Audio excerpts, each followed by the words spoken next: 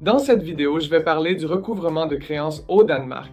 Le recouvrement de créances au Danemark est régi par un cadre juridique structuré conçu pour garantir un recouvrement équitable et efficace des dettes impayées, tout en protégeant les droits des créanciers et des débiteurs.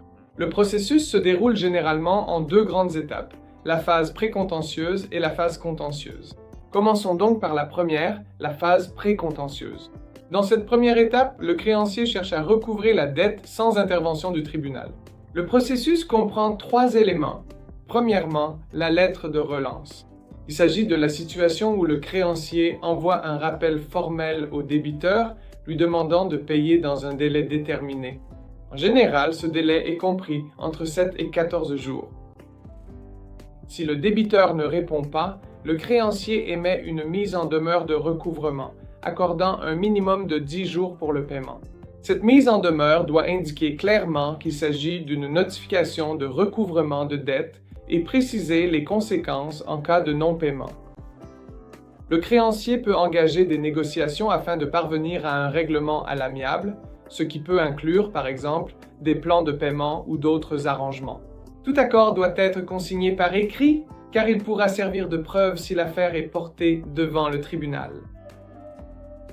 Si les démarches amiables échouent, le créancier peut engager une procédure judiciaire.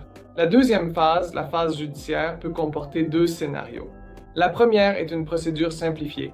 Pour les créances n'excédant pas 50 000 couronnes danoises, une procédure simplifiée est disponible. Le créancier dépose une requête en injonction de payer auprès du tribunal d'exécution. Ensuite, le tribunal adresse une demande de paiement au débiteur, qui dispose de 14 jours pour effectuer le paiement. Si cela n'a pas lieu, le tribunal peut procéder à l'exécution du paiement. La deuxième option, ou le deuxième niveau, est la procédure ordinaire. Si le débiteur conteste la créance ou si celle-ci dépasse 50 000 couronnes danoises, l'affaire peut être portée devant le tribunal. Cela implique de déposer une action en justice. Le créancier soumet une plainte formelle au tribunal, détaillant la créance et fournissant certains éléments de preuve à l'appui. Ensuite, le tribunal notifie la plainte au débiteur, qui dispose généralement d'environ 14 jours pour répondre. En réalité, il dispose exactement de 14 jours pour répondre. Les deux parties présentent leur point de vue devant le tribunal, après quoi le tribunal rend un jugement. Si le tribunal statue en faveur du créancier et que le débiteur ne paie pas volontairement, le créancier peut demander l'exécution forcée. Cela peut entraîner, par exemple, la saisie de biens ou d'autres mesures. Le processus de recouvrement de créances au Danemark est principalement régi par la loi sur le recouvrement des créances. C'est le cadre juridique qui définit les pratiques autorisées en matière de recouvrement de créances, veillant à ce que les débiteurs soient traités équitablement et ne fassent pas l'objet de harcèlement injustifié. Un autre document est la loi sur les intérêts, Renteloven, qui régit l'accumulation des intérêts sur les paiements en retard en précisant les taux et les conditions dans lesquelles des intérêts peuvent être facturés. Un autre cadre juridique important est la loi danoise sur les contrats. On l'appelle Avtaleloven. Cette législation régit la formation, la validité et l'interprétation des contrats au Danemark.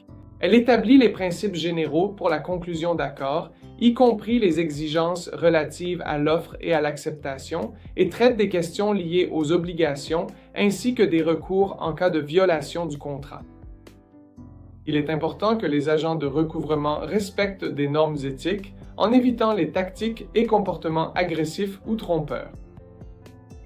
Les demandes de paiement sont généralement soumises à un délai de prescription après lequel elles ne peuvent plus être légalement exécutées.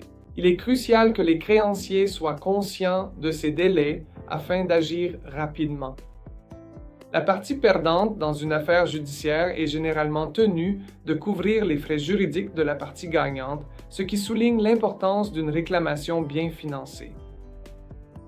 Comprendre et naviguer dans le processus de recouvrement de créances au Danemark nécessite une attention particulière aux protocoles juridiques et aux délais. Faire appel à des professionnels du droit ou à des agences de recouvrement réputées peut offrir une aide précieuse pour recouvrer efficacement les créances tout en garantissant le respect de la législation danoise. Si vous rencontrez des difficultés pour être payé de vos factures au Danemark ou si vous devez recouvrer une créance au Danemark, n'hésitez pas à nous contacter.